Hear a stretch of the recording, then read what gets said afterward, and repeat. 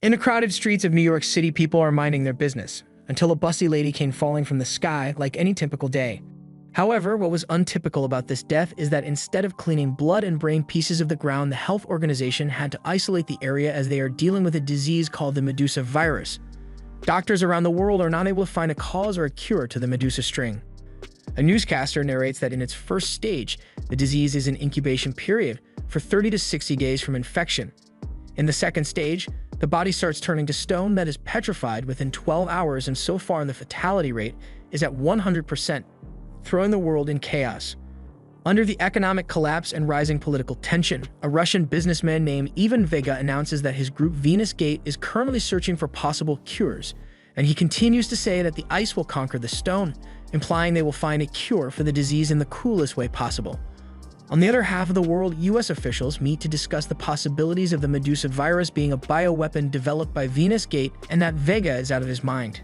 After further discussions and knowing that the US president has passed away from Medusa, the officials agree to spy and possibly sabotage Venus Labs, naming the mission the most ridiculous name, Sleeping Beauty. 3 buses transport people to the Venus Gate Labs castle. These people have volunteered to be put in a hibernation state after scientists concluded if they freeze the body before the virus kicks in, they will stop the petrifying process. Inside the castle, receptionist takes the information of the main character Kasumi and hands her a bracelet. Then she is told she has to leave her twin sister Shizuku, who is a cheerful, confident ray of sunshine, so she can attend the briefing that Chairman Vega is doing for the guests. Now at the end of the briefing, Abeta asked a very reasonable question to the Sigma Russian man. What if the guys running the place die while the volunteers are frozen? Which the Sigma responded with a smug on his face. The castle is controlled and managed by an AI system called Alice. The system also helps in monitoring the physical and emotional state of the resident through the bracelets around their wrists. The camera cuts to Kasumi, who is sitting alone looking at the bracelet. Underneath it, we can see a scar on her wrist implying signs of self-harm and depression. Kasumi contemplates going through the hibernation, knowing she will be alone for 100 years without her loving, supportive sister. Now outside, the girls have themselves a quarrel as Kasumi doesn't want to go through the sleep alone, so her sister, despite visibly looking sad of this separation, tells her that she believes they will meet eventually. The next day arrives and the volunteers are handing their personal belongings before going through some tests to be put in chambers that look like chambers straight out of the Matrix.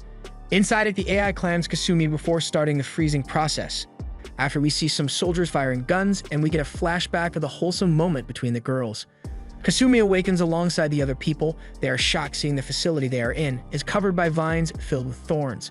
While looking around, some sort of mutated bat lands on Kasumi's chamber, sending her flying to the ground, but she luckily gets caught by 2 guys who ask her what's wrong, when she points up a swarm of the Jurassic bats flying down. And if we are being honest here, what bothered me the most was not the blood and gore, but the balls hanging on dem birds. Anyways, after managing to forcefully open the elevator door, people fell to their death because they are going in without realizing there is no elevator, and out of that death pit, a hellish monster rises and tires to catch an old geezer. But the geezer gets saved by Kasumi and a blonde guy who gets caught by the monster tentacle and crushed to death. After shit settles down, a group of survivors made up of a boy, a blonde hottie, 4-eyed middle-aged man, an old geezer, a cop, a criminal, and Kasumi sit around and try to figure things out. However, the group big alpha males have themselves a quarrel, but the hot blondie solves it low-key, making her the mom of the group. Soon after they decide to go up to the upper levels, the group wraps their bare feet with pieces of t-shirt so the thorns won't be such a huge issue. As the group makes their way up the tower, Kasumi tries to figure out why Marco, aka the jacked-up criminal, is looking familiar. The group soon comes to a dead end flooded in water. There they get cornered by a monster that detaches the old geezer head. When the group wants to run from it, they get shouted at by Tim, aka the little boy, who tells them that the monster is called a Demonsaurus and it tracks down the prey using sound since it has a poor vision. Marco asks Tim if he is sure, then he throws him along with Catherine, aka the blonde hot babe, into the water after the group members jump themselves. On the other side, Catherine notices Kasumi is nowhere to be found. Marco goes to look for her and finds her unconscious under the water. He saves her with the help of Peter, aka the 4-eye middle-aged man. After bringing back Kasumi, the group finds out they are surrounded by a dozen of Demonsaurus. The fellas run for the hills as Marco tries to slow the monsters. When they reach a semi-open gate, the fellas find some guns and blast these ugly bastards. After surviving this wave, the fellas regroup in a security room where they treat the minor injuries they had and reload their weapons while trying to figure out their situation from the computers in the room.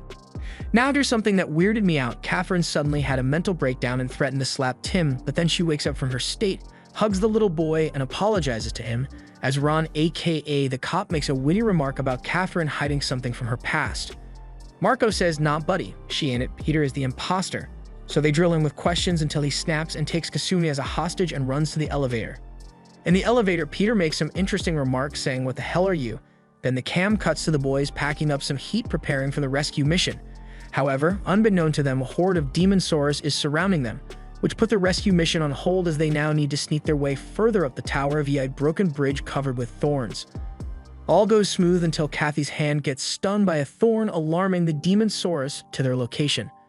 Marco acts quickly and shoots a fuel container, exploding the area beneath them.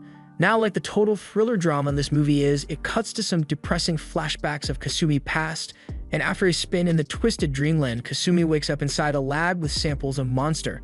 Then she hears Peter talking to someone who turns out is Marco. Apparently they were working together, and when Marco leaves the room, Peter goes to talk to Kasumi, as he knows she was listening. He hands her a chip that contains valuable info about Medusa before dying to a demon saurus. When the demon saurus turns to Kasumi, Marco enters the room and shots the thing, and they run for their lives. However, the monster is relentless and keeps chasing till they reach a hole in the ceiling. But with a monster behind them, they can't climb up. As Marco battles it out with the monster mano a mano, Kasumi suddenly drops the chip, which catches fire from the Molotov cocktails Ron and Kathy throw on the monster. Soon after, the group, now back together, makes their way to a storage room. Marco confronts the group about his true identity. Turns out the thug is a second lieutenant sent by the US to blow the facility up if the suspicions were true, suspicions that Venus Gate made Medusa as a bioweapon. However, the confession session was cut short when the floor started shaking and something started smashing on the door. That something was none other than the Russian Sigma male Dr. Ivan Vega, the CEO of Venus Gate. Dr. Vega starts coming forth with what happened, as he says a test subject went out of control and has gone beyond his reach. We learn from Dr. Vega that this whole hibernation thing was just a study to learn how to control dreams and forge them into a reality. Now on their way up through a hidden passage, Dr. Vega leads the group too. We learn how all this story began as Vega narrates 8 years ago, meteorites lit up the sky above a Siberian village. All the residents died from an unknown disease except one girl. The ministry suspected a contagion, but the issue was a creature, which cut through my troops like butter, but we fought it and brought down with a hail of bullets. This thing we finally torn to shreds was the strangest creature we had ever laid eyes on.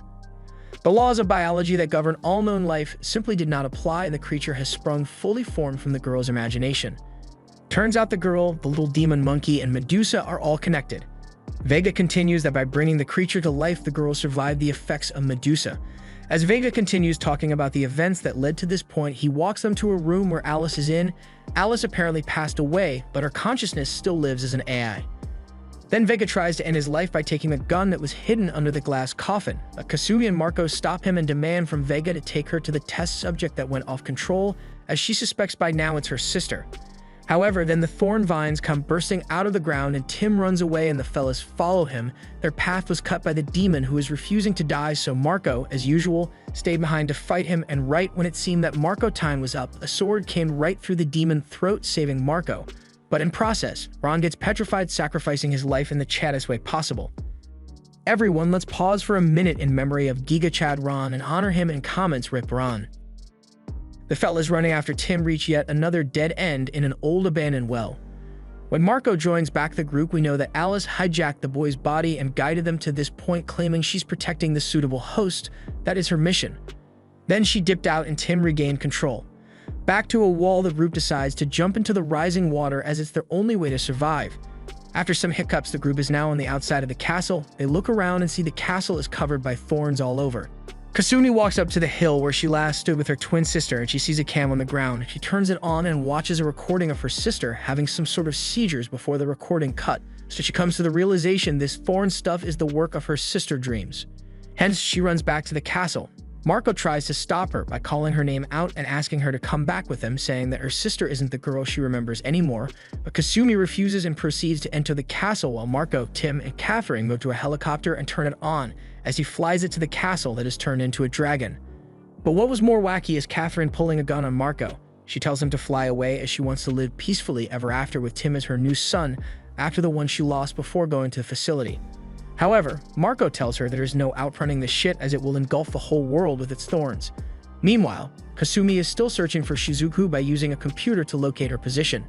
Back on the outside, Marco is giving a wonderful review about the Sleeping Beauty story, and as he continues his breaking throw analysis, Catherine starts coughing and shoots the gun multiple times by mistake, which makes the helicopter spring out of control, hitting a vine that sends Marco flying outside.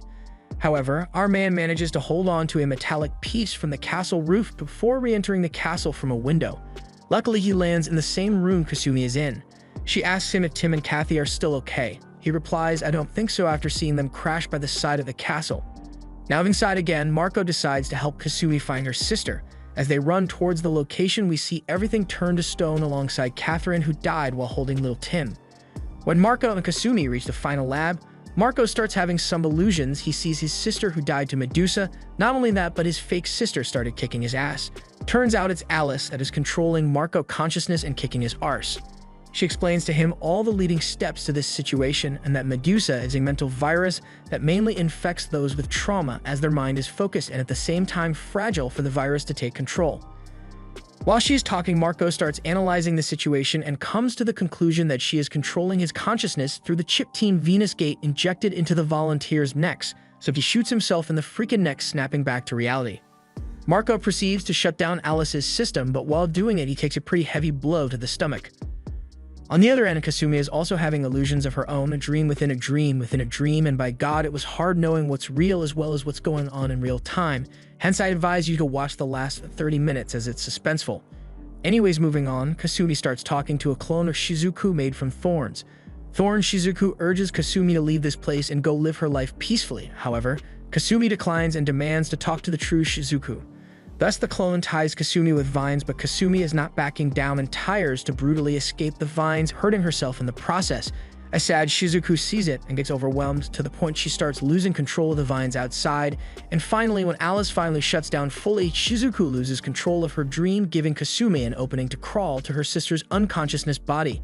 But the clone emerge and hold Kasumi by the leg, asking her not look at Shizuku's body. However, Kasumi manages to pull through, and when she takes a look at Shizuku's wrist, she starts having flashbacks with all what happened. Turns out when her sister went to the hill, Kasumi was so upset of going through the sleep alone to the point she attempted to kill herself and her sister, but Shizuku, refusing to die, held on the ledge, and when she looked down, we saw Kasumi dead. Are you following, lads? I repeat, Kasumi has died a while ago, and after witnessing such a painful event, Shizuku's imagination of having a Sleeping Beauty scenario where she is with her family sleeping in a castle surrounded by thorns came to reality. And as far as the dead sister part goes, Shizuku dreamt her sister to life, hence, this Kasumi we are seeing now is from Shizuku's imagination.